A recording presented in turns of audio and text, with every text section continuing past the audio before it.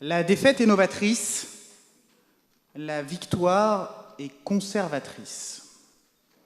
C'est sur ce sujet que M. Mignot, plaidant le pour, et l'équipe de Coligny-Titouan-Caisson, plaidant le contre, vont s'affronter ce soir au cours de cette seconde demi-finale. Oui. M. Mignot est actuellement en 2e année de droit et en 3e année d'anglais, tandis que M. Titouan-Caisson, quant à lui, est en 3e année de droit et sciences politiques. Accueillons, messieurs, dames, sans plus tarder, M. Mignot.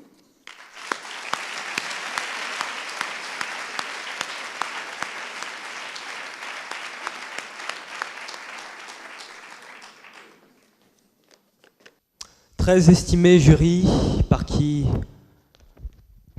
C'est bien comme ça. Très estimé juré, par qui j'aurai ce soir l'honneur d'être jugé. Très chers Adéliens, énologues adorés, très cher et invisible public de Lyon 3, tapis dans cette pénombre inquiétante d'où vous pourriez si impunément me lapider. La défaite est novatrice, la victoire conservatrice. Sujet intéressant dans ce concours de plaidoirie qui devra justement couronner un vainqueur et infliger des défaites. Assurément, quand vous lûtes ce sujet, vous vous êtes sans doute tous dit que nous allions, mes contradicteurs et moi-même, nous adonner à cœur joie dans des méta-plaidoiries d'approche réflexive et autotélique. Quant à moi, je m'y refuse, et d'emblée j'anticipe le probable trait d'esprit de mes chers contradicteurs. Eh bien, monsieur Mignot, si vous aimez tant la défaite, on vous la laisse. Non, je crois la défaite un sujet trop sérieux pour être laissé comme l'os au caniche à de telles acrobaties intellectuelles. Paradoxe sans doute que de faire, comme je m'y apprête, l'apologie de la défaite. Paradoxe parce que nous avons tous en nous quelque chose de cet unique stirnérien pour qui le monde est tout entier une nourriture à dévorer, pour qui toute défaite est une dépossession. Paradoxe aussi car l'apologie de la défaite, comme étant novatrice et constructrice, c'est au fond se ranger aux côtés même de toutes celles et ceux qui nous parlent si passionnément de leur tatouage préféré, ce qui ne me tue pas me rend plus fort. En latin, le tatouage de préférence en latin, car le latin c'est in. Et pourtant rien n'est plus novateur, en effet, que la défaite, qui est rarement aussi dévastatrice qu'on le dit. Rien n'est plus conservateur que la victoire, qui n'est pas aussi salutaire qu'on le croit. Et ça a bien des écarts, cher public. D'abord parce que la défaite construit en puissance son propre dépassement. Ce sera le premier temps de notre réflexion. Mais aussi parce que la défaite est en elle-même, pour parler absolument et non plus relativement, en elle-même, source intarissable de nouveautés et de variétés. Et dans une première sous-partie, évoquons ces si nombreuses découvertes que l'homme a faites au cœur même de ses erreurs et de ses défaites. Évoquons Christophe Colomb, pour ne pas évoquer Girard. Christophe Colomb qui n'aura jamais atteint les Indes qu'il désirait rallier, par là même, il découvrit l'Amérique. Défaite des plus novatrices, ne dit-on pas, en effet, le Nouveau Monde. Évoquons sans pudibonderie le Viagra, une molécule censée traiter les angines et qui s'avéra avoir de toute autre propriété chimique. Une défaite qui, comme un deuxième mai 68, révolutionna, oui, la vie de millions de gens. Ou bien Archimède. Archimède qui, comme chacun sait, découvrit les lois de la physique dans son bain, comme Claude François d'ailleurs.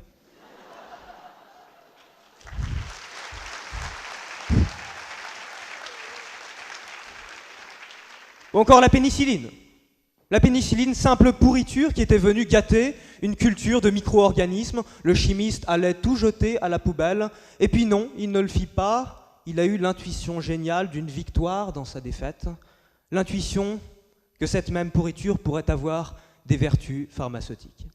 Et c'est encore dans la défaite que l'Américain Percy Spencer a inventé le micro-ondes lorsqu'il s'est aperçu que sa barre chocolatée avait fondu dans la poche de sa chemise en s'approchant d'un radar. S'il n'avait pas agi ainsi, c'eût été une victoire, mais une victoire toute personnelle, la victoire mesquine d'un seul individu, une victoire conservatrice, une victoire qui eût conservé et la blancheur de sa chemise et l'ignorance technologique du genre humain. Et si ces hommes ont su voir, ce que leur petite défaite pouvait apporter de nouveau et de grand à l'humanité, c'est parce qu'ils ont été capables de détourner leur esprit de la fin qu'ils s'étaient posée et qu'ils avaient manqué. Toute défaite est relative, cher public. Il n'y a de défaite que relativement à ce qui a été entrepris. Ne pas trouver ce qu'on a cherché sans doute, mais trouver ce qu'on n'a pas cherché. Voilà ce que recèle cette défaite dont l'hostilité immédiate ne doit pas nous omnibuler. Comme le disait Picasso, on trouve d'abord et l'on cherche ensuite. Et puis il y a deuxième sous-partie, ces cas où la défaite ne contient le progrès qu'en puissance. Et alors trop souvent l'on oublie que la défaite a enfanté le progrès, que le progrès ne serait pas sans cette première défaite rétrospectivement constructrice. Il y a d'abord ces défaites dans un domaine qui nourrissent des victoires dans un autre. Aurait-on eu l'absurde de Beckett sans les horreurs des 2 premières guerres mondiales? Aurait-on eu la violence sublime d'un Francis Bacon?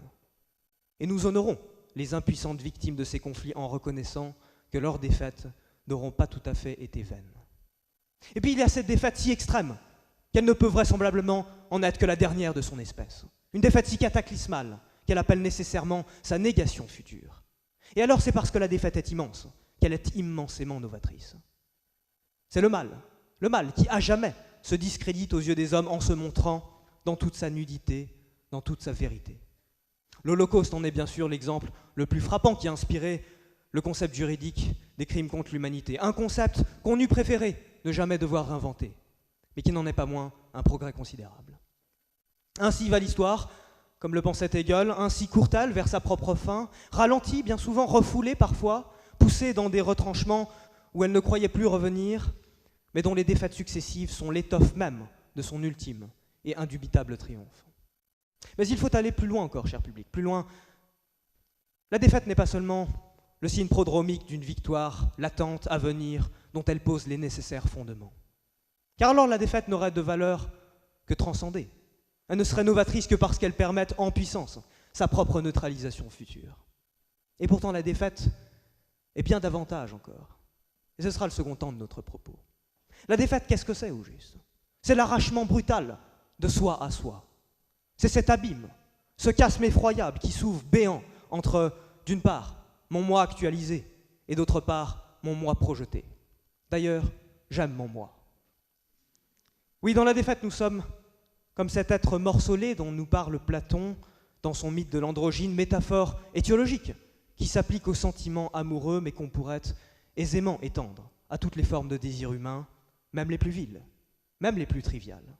Oui, quand Vanessa, dénichant les chaussures de ses rêves, ne trouve pas sa pointure, Vanessa se dit sans doute, elle aussi, me voilà arrachée à mon propre moi. Et elle n'aurait pas tort, loin s'en faut. Dans la défaite, nous ne sommes jamais vraiment nous-mêmes. Je ne crois pas exagérer de dire que c'est bien alors notre intégrité ontologique elle-même qui est atteinte. Et c'est bien là, paradoxalement, que la défaite se montre novatrice.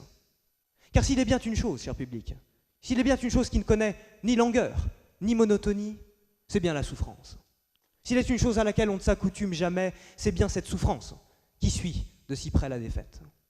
On y est ballotté sans cesse par les flots déchaînés du doute et du désespoir, par les lames aveugles de ces éphémères velléités qui naissent, meurent et renaissent encore dans notre âme, lasses de ces perpétuelles novations, lasses d'une grossesse si morbide et si infertile. Voilà la nouveauté remarquable que nous offre en continu la défaite. Cette variété infinie d'un malheur immuable et néanmoins protéiforme. Et de cette nouveauté de la souffrance, il faut se réjouir. C'est là, oui, c'est là que la défaite est grande et la victoire mesquine, trompeuse, conservatrice. Car enfin, le conservatisme, c'est l'ennui, c'est vrai. Peu importe ce que l'on conserve. Parfois, c'est vrai, l'on remplace le bon par le mauvais par le pire. Il n'en demeure pas moins que le seul acte de substitution apporte une nouveauté rafraîchissante et salvatrice. Et en ce sens, oui, la victoire est conservatrice. Parce que la victoire est ennui, parce qu'elle est l'immobilité mêlée à l'atonie la plus pesante. Car vaincre, c'est franchir tous les obstacles et dévorer l'objet désiré, sans doute. Mais la satisfaction d'un désir suppose toujours ce désir, ce manque sous-jacent qui meut les hommes depuis des siècles. Or, satisfaire un désir, c'est faire mourir ce désir satisfait. Et n'est-ce donc pas en même temps faire mourir la satisfaction dont ce désir est le fondement? Vous avez 4 heures. Et qu'adviendra-t-il de nous si nous vainquions toujours, si nous ne connaissions pas la défaite? Schopenhauer a imaginé l'hypothèse. Il a imaginé cette fiction utile. C'est dans ses parerga et paralipomena, placer cette race, l'homme, écrit-il, dans un pays de cocagne, où tout croîtrait de soi-même, où les alouettes voleraient toutes rôties à portée des bouches, où chacun trouverait aussitôt sa bien-aimée, sans aucune difficulté. Alors on verrait les hommes mourir d'ennui, ou se pendre, d'autres se quereller et s'assassiner. Voilà donc où nous mène la victoire. Toute victoire, cher public, est une victoire à la Pyrrhus. Une victoire qui plonge notre âme repue dans l'aboulie la plus totale, au point que les hommes préféraient encore la défaite et la souffrance. Au moins vivons-nous dans la défaite, au moins nous sentons-nous vivre. Je souffre, donc je suis, pourrait-on dire, patior ergo sum. Et l'on souffre tant que l'on a à peine le loisir de penser notre propre souffrance. Et c'est là un avantage considérable. De l'endurer sans doute, cette souffrance, mais pas de l'appréhender lucidement. Là où, au contraire, la victoire nous mène nez à nez au néant, ou pire, devant le spectacle terrifiant et interminable de notre propre ennui. Alors oui, la victoire est conservatrice. Et cette sclérose intérieure, nous n'en voulons pas. Victor Hugo l'a dit lui-même. On peut rêver quelque chose de pire, de plus terrible qu'un enfer où l'on souffre, c'est un enfer où l'on s'ennuierait. C'est dans Les Misérables, page 449 de mon édition Pléiade. Bien sûr, je ne m'adresse pas aux plébéiens qui n'ont que des livres de poche. Albert Camus ne nous dit pas autre chose, je crois, dans ce roman L'étranger. Meursault, c'est bien cet homme qui, au plus profond de son ennui et de son insensibilité au monde, finit par assassiner un inconnu, finit par chercher de lui-même la prison, l'échafaud, la défaite, afin qu'elle apporte à sa morne existence une once de vie, une once de nouveauté, bref, une once de changement, car le changement... Pardon, je me suis cru à Lyon 2.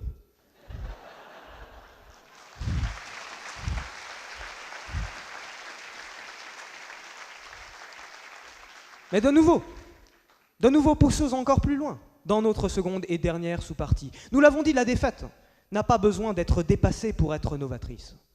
Mais allons plus loin, osons le dire, la défaite est d'autant plus créatrice qu'elle n'est jamais dépassée. Et d'autant plus encore qu'elle est intrinsèquement indépassable. Songeons à Gilgamesh, ce roi légendaire de la mythologie mésopotamienne, qui après la mort de son fidèle ami Enkidu part désespérément à la recherche de l'immortalité. Jour et nuit, il marche et parcourt la terre entière pour arriver au bout du monde, exténué, et trouver Utanapishtim qui lui dit « Mais mon pauvre type, tu n'auras jamais l'immortalité. » Peut-on concevoir des fêtes plus cuisantes? Peut-on imaginer soufflet plus violent que celui-là? Et néanmoins, a-t-on jamais vu des fêtes plus novatrices? C'est précisément parce qu'elle ne lui laisse aucune échappatoire que cette défaite est grande. Cette défaite, c'est celle qui fait comprendre à Gilgamesh que la victoire n'est pas à rechercher, c'est celle qui renouvelle entièrement sa conception de l'existence, qui le convertit à l'hédonisme plutôt qu'à la crainte inféconde d'une mort qu'il sait inéluctable.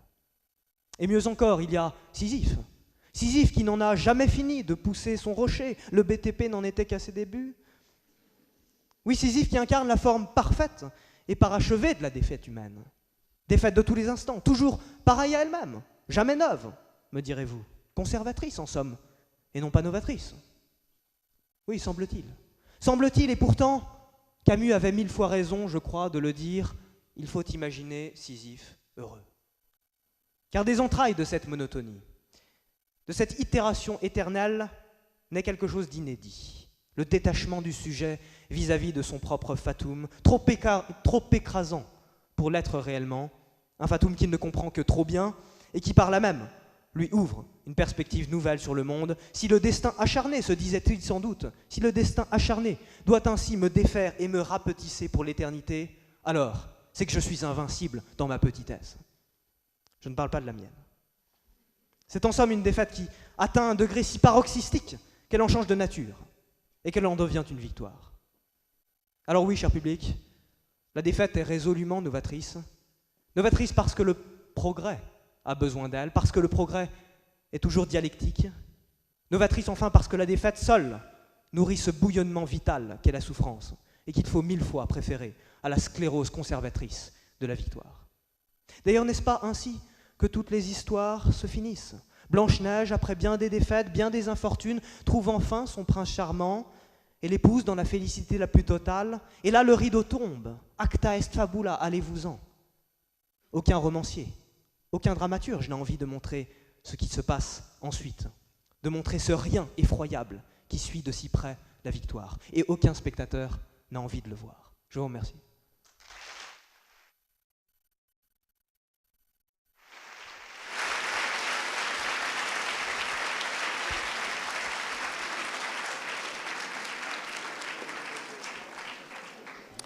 Nous remercions Monsieur Mignot pour sa plaidoirie. Accueillons sans plus tarder Monsieur Titouan-Quesson, qui aura l'honneur de clôturer ces demi-finales.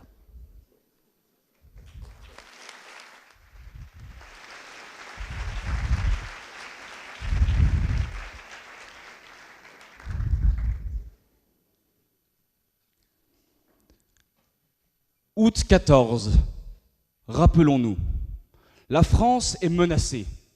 Quoi de mieux, disait-on à l'époque, que d'aller camper sur les rives germaniques pour contenir l'invasion teutonique. Et pourtant, les forces furent contournées et la France envahie. Mai 40, rebelote, la France est menacée. Quoi de mieux, disait-on à l'époque, que d'aller camper sur les rives germaniques pour contenir l'invasion teutonique. Et pourtant, les forces furent contournées et la France envahie. Fayolle, Pétain, Foch ou Mangin ont-ils appris de leurs erreurs? Non. La défaite a-t-elle permis d'innover, d'empêcher cette seconde invasion? Bien sûr que non. Et la der des der fut la prums des prums. Au final, un grand bal où frisés, poilus, tondus, tous sont à poil. De toute évidence, la défaite a été source de conservation, d'immobilisme. Elle n'a stimulé aucune innovation, aucun sursaut, aucun rebond, permettant que les mêmes erreurs soient répétées. La défaite n'est pas novatrice, pas plus que la victoire n'est conservatrice. C'est d'une telle évidence. Il nous la faut montrer devant toi, public, fidèle parmi les fidèles, Adéliens, Adéliennes, et surtout ces dernières, et vous, honorables membres du jury. Bonsoir.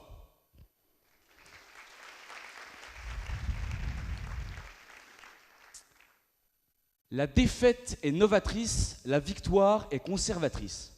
Ce parallélisme de construction, fruit du cerveau fécond de Bernard Weber, nous donne un max de désaccords. En effet, au premier abord, cette phrase peut paraître plausible et presque logique. Et pourtant, il nous faut en douter, car c'est le fou qui affirme et le sage qui doute. Citation mongole. Il nous faut douter de cette affirmation sans nuance, ne laissant pas la place au questionnement rationnel. La défaite est novatrice, la victoire est conservatrice. Une citation délivrée tel un dogme que nul n'aurait le droit de réfuter. Mais cette phrase, se voulant porteuse d'une dialectique imparable, recèle pourtant une incohérence incontestable. Avant d'entrer dans le vif du sujet, juriste oblige, précisons les termes. Défaite. Il s'agit bien ici de la déroute, la débâcle, la dérouillée, la déculottée qui ouvre nos portes à l'ennemi. La défaite n'est donc pas l'erreur, ce fourvoiement temporaire, cette confusion momentanée qui, elle, laisse place au rebond et à la correction. L'erreur, c'est « je me suis trompé, mais je peux recommencer ». La défaite, c'est « j'ai perdu, tout est foutu ». Ou comme le dit le plus grand philosophe français, « noir, c'est noir, il n'y a plus d'espoir ». La défaite, loin de la bévue, de l'incartade ou de la boulette, est cette mort de l'espoir, cette reddition de la volonté. Par opposition, la victoire est ce triomphe vrombissant sur lequel vous provenez votre conquête, tel un trophée. Enfin, nous entendrons novatrice, comme l'innovation, l'invention, la création, au contraire du conservatisme, qui est l'habitude, l'enlisement, l'inertie. Le biais fondamental de cette phrase est désormais plus clair. C'est la défaite qui s'y voit attribuer le mérite et la victoire vilipendée du vice. De fait, ma plaidoirie est-elle une offrande votive, mais pas en vain, car sa valeur et sa véracité feront un jour valoir le vertigineux et le vigilant. En vérité, chez mon remuant contradicteur, le velouté de verbiage vire vraiment au verbeux. C'est donc un véritable honneur que de plaider le contre.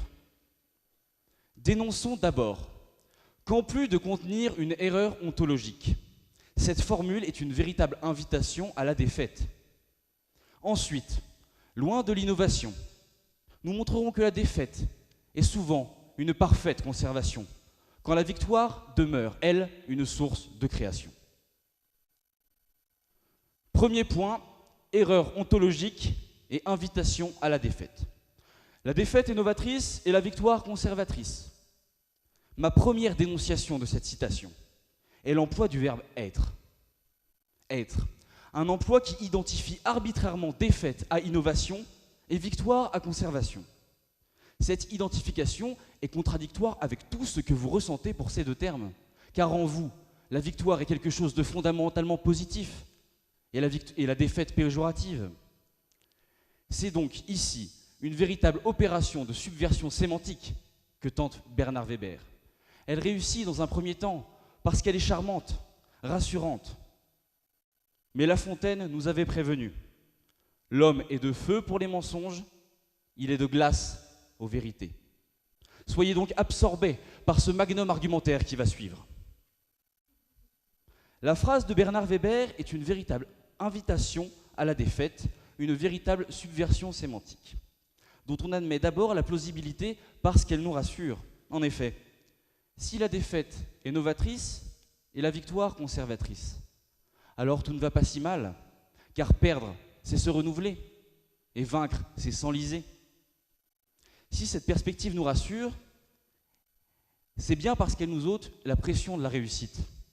Cette réussite dont nous ne sommes plus obligés, puisque nous pourrons nous renouveler. Mais si cette perspective est rassurante, est-elle pour autant fondée?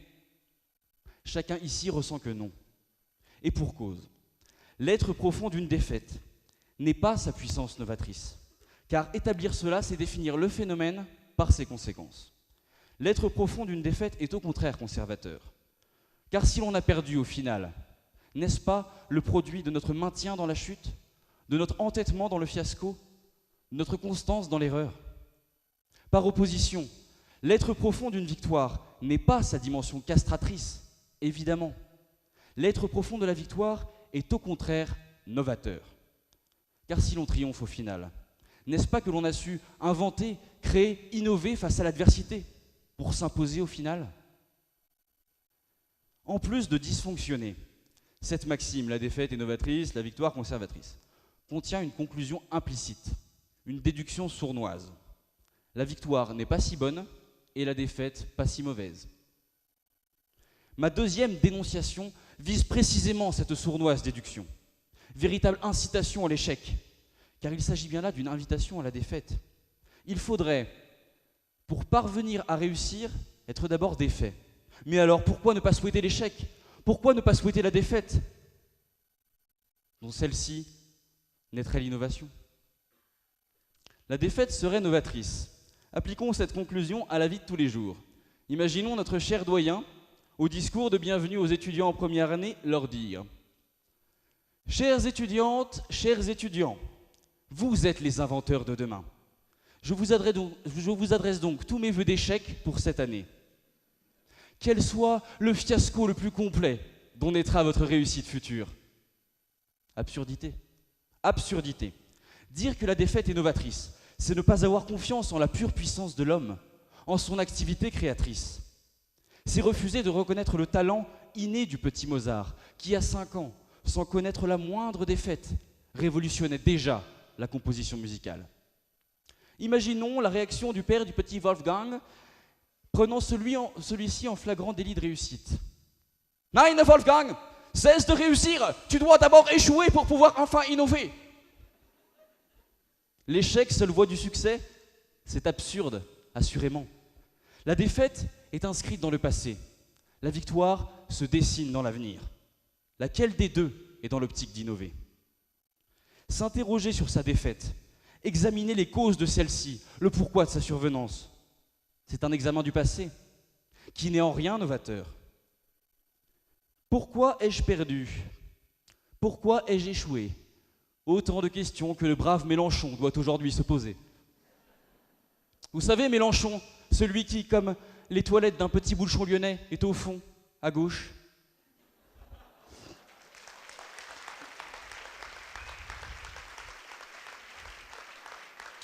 Résolument, la défaite est d'un passéisme épatant. L'échec, cet immobilisme dont la répétition par certains peut tenir lieu de carrière. Ségolène, on ne t'oublie pas. Présidentielle 2007, défaite. Primaire 2011, défaite. Législative 2012, défaite. Bécassine, avec son immobilitude, n'a-t-elle pas voué sa vie à cette démonstration? La défaite n'est pas novatrice, elle conserve. Face à l'immense et légendaire Bernard Weber, l'humble Confucius, excusez du peu, n'a-t-il pas conclu? L'expérience est une lanterne qu'on porte sur son dos et qui n'éclaire que le passé.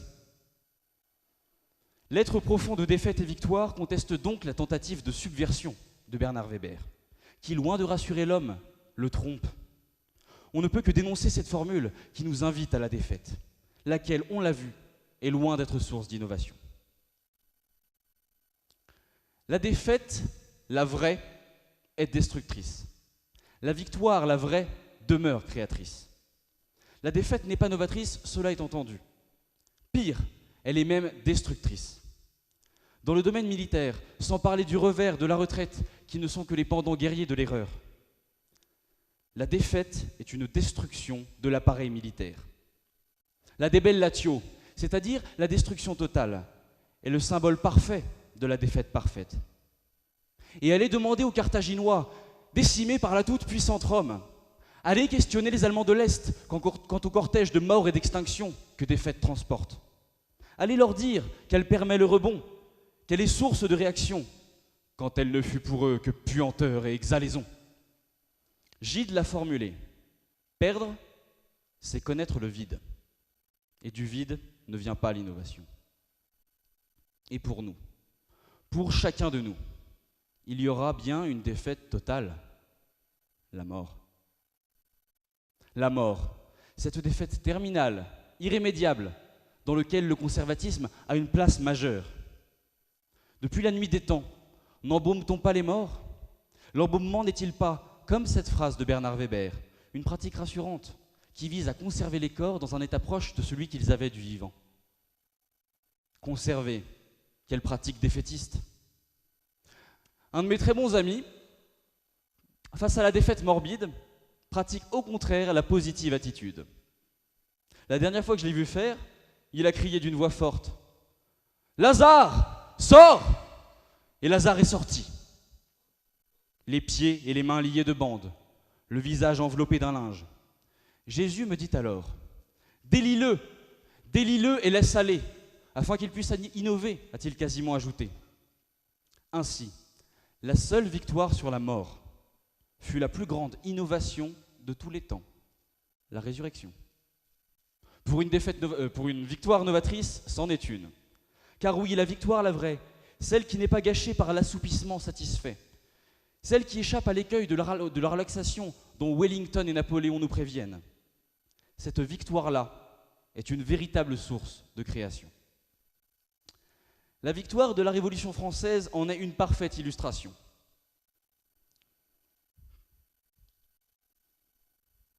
Saint-Just exclamant « Le bonheur, une idée neuve en Europe », avait parfaitement raison.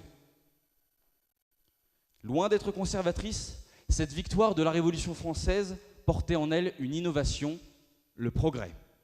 Dès lors, ce qui est victorieux, ce n'est plus le maintien de l'ordre d'antan, mais l'amélioration de celui du présent. Tout autre registre. Henri Salvador n'a-t-il pas dit « Le travail, c'est la santé. Ne rien faire, c'est la conserver. » C'est avec cette chanson douce que mon contradicteur vous aura ce soir seriné. Il aura soutenu que la victoire est effectivement conservatrice, que l'euphorique complaisance de l'avoir emportée éteint toute soif de dominer. Eh bien, que nenni, qu'il regarde autour de lui. Notre monde tertiaro-capitalisto-individualiste n'est-il pas en lui-même la preuve que l'appétit vient en mangeant? Que de la victoire naît l'innovation pour renouveler la victoire? Success breeds success, comme on dit dans la City. Tous les processus d'innovation compétitive de toutes les entreprises du monde discréditent cette phrase de Bernard Weber, car ils se tournent précisément vers la victoire novatrice, directe, sans étape, sans défaite. Je pense notamment au PDG de la société Andros, qui, pris de dépourvu dans son processus innovatif, demanda à sa grand-mère d'innover, et Mamie Nova.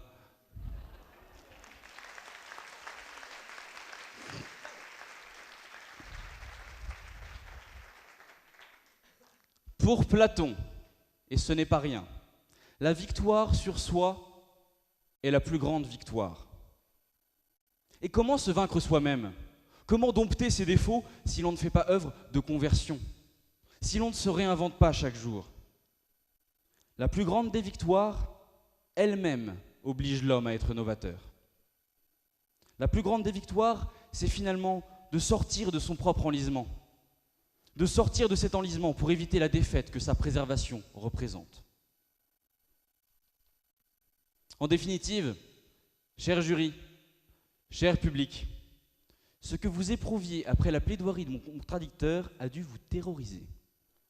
La défaite y était devenue une valeur privilégiée et la victoire un accomplissement stipendié. Vous pressentiez qu'une telle conclusion était contradictoire? Eh bien, vous aviez raison. La victoire de Samothrace, représentant la déesse Niké, bien qu'elle n'ait jamais perdu.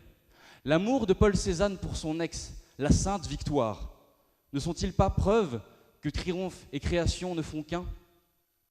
Le cubisme, splendide innovation, ne remporte-t-il pas la palme à la cérémonie des Cézannes?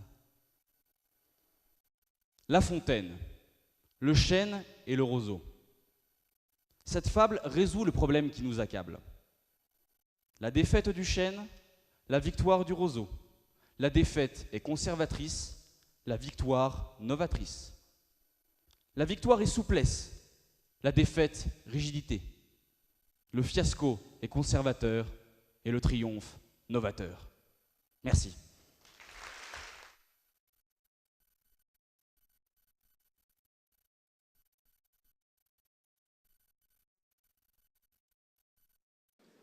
Nous remercions Monsieur Titouan-Quesson pour sa plaidoirie.